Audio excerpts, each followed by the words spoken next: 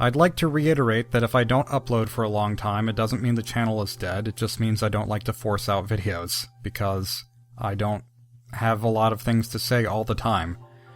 But on that subject, I've been wanting to make this particular video for about a week now and just haven't been able to because of family visiting.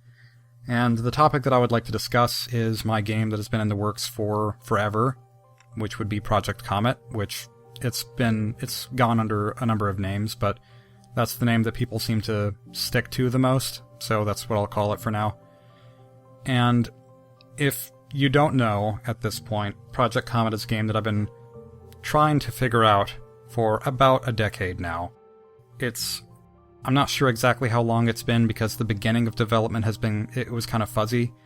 What I would consider the conception of the project would be whenever it was an entirely different game, but that was kind of the beginning of the thought process for it. It used to be more like Cave Story, and now in my head it's more like Paper Mario, but it's still not an RPG, so I don't exactly know how I want to categorize it.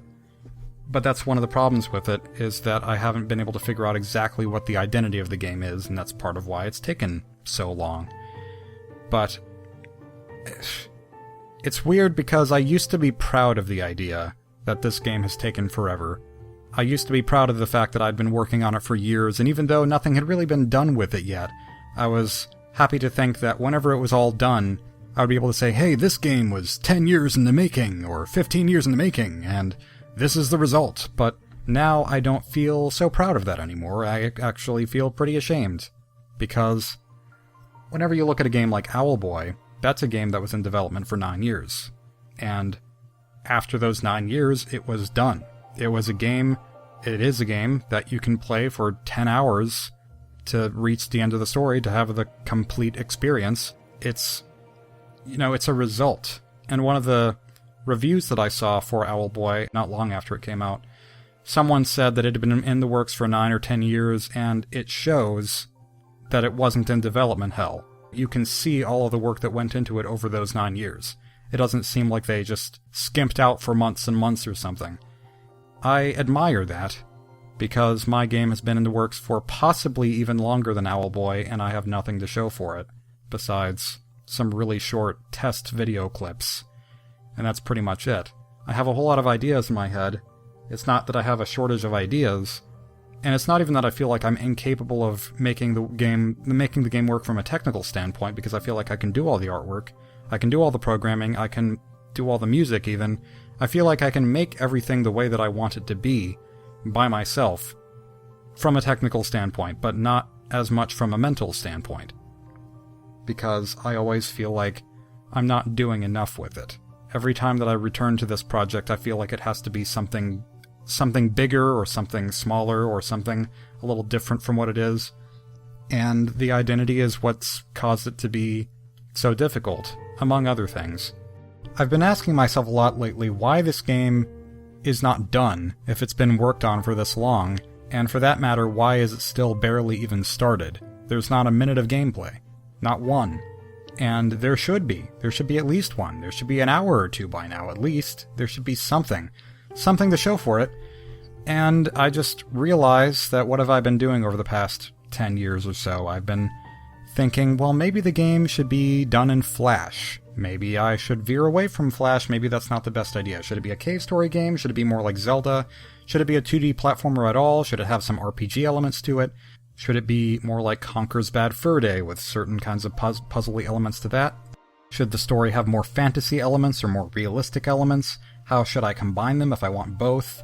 Do I want this to be more of a gameplay-focused game, or do I want it to be more of a story-focused game? And if I want both, how can I combine them in such a way that it's graceful and it doesn't feel like one is impeding on the other? Do I want the game to have a social, political message to it? Do I want it to be more complicated or less complicated? Do I want to focus on the replay value more than other aspects of the game? Do I want it to be a collectathon because I tend to revisit that genre more than others, but then if I have collectathon elements to the game, then will it seem like I'm just putting the story on hold whenever you have to collect stuff? Do I want the game to be longer or shorter? Should I have the art style have a little bit of depth to it, or should I make it all flatter? Should it be colorful? Should it be less colorful? Should I have multiple playable characters, or should there just be one character? And if there's more than one, then how should I switch between them? Should I have Zelda-esque items that you can use in addition to the paintbrush weapon, or would that just make gameplay inefficient? And if I did, then would I have enough buttons to make it work without having there be too many buttons? What would those items even be, and how could I be sure that they're useful everywhere and not just in very specific locations?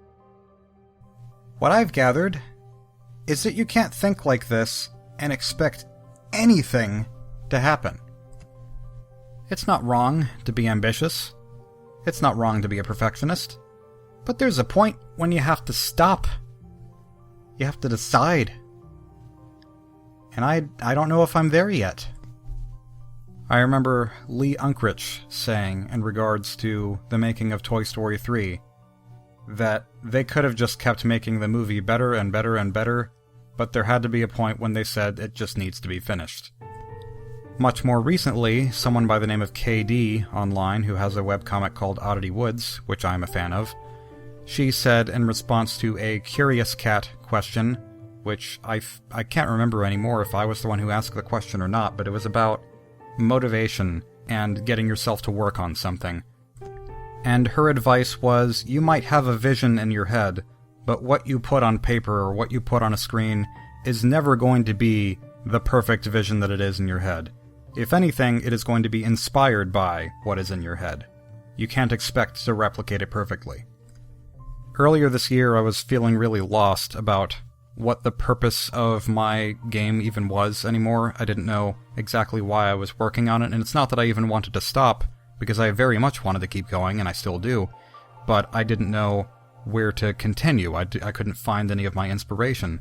And Aatrox Shibatsu of Smoking Pencil, he gave me a lot of really good tips about finding my center, finding my artistic core, what really drives me to make anything, not just this, but anything that I've ever made.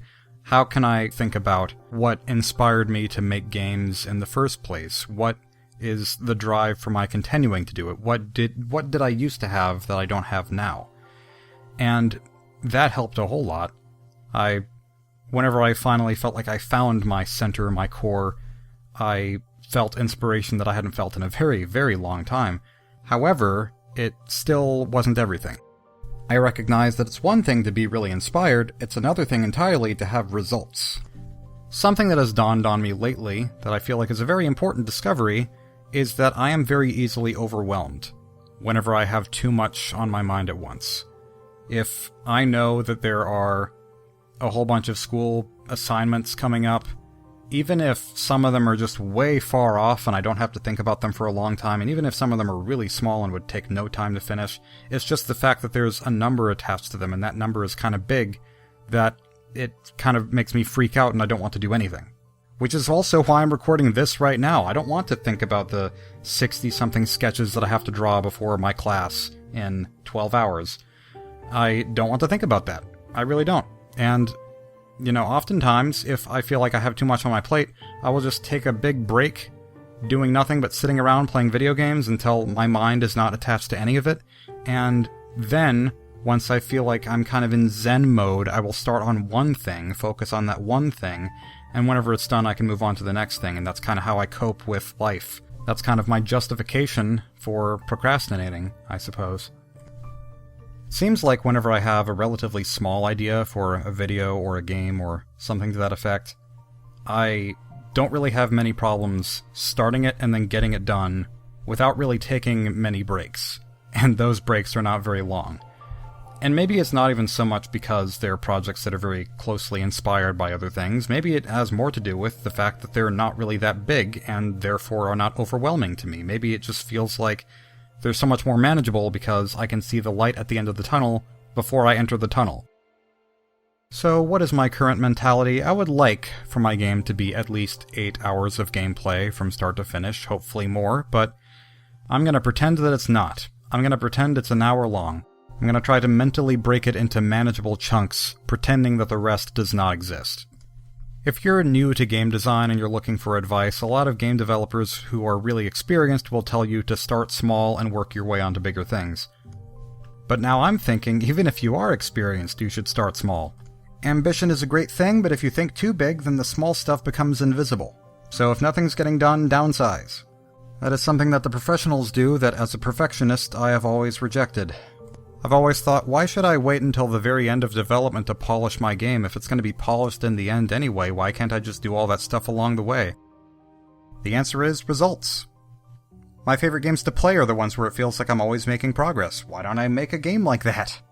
After making no progress. I say, don't be like me. Stand up for free enterprise. Fight the man.